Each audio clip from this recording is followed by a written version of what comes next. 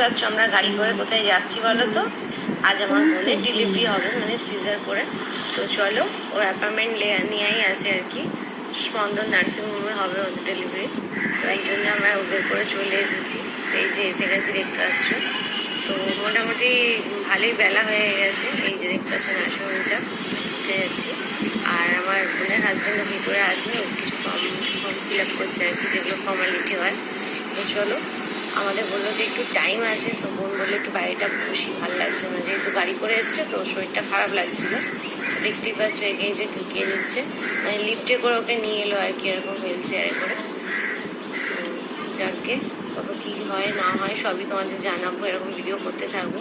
দেখতে পাচ্ছ mother and কেয়ারে ঢুকিয়ে দিয়েছে ওকে। এই যে এতে করে একদম রেডি ফেডি করে নিয়ে গেলে, আমরা একটু ওয়েট করছিলাম, ওকে এইভাবে রেডি করে নিল। পাশেই রুম আছে, আবার ওখানে নিয়ে গিয়ে ওটি হবে। এই যে দেখতে পাচ্ছি এটাতে ওটি চলছে বন্ধুরা এখনো। আর আমার মা একটু, মানে যেটা হয় সব মায়েদেরই, মেয়েকে ওইভাবে নিয়ে গেলে কি হয় না হয় একটা টেনশন, ভালোভাবে হয়ে গেলেই ভালো। তো আমরা এখানে আর কি খুব খুশি, আমাদের হয়ে গেছে, বোনের মেয়ে হয়েছে। তো সব ভিডিওই তোমাদের সাথে শেয়ার করবো এরকম।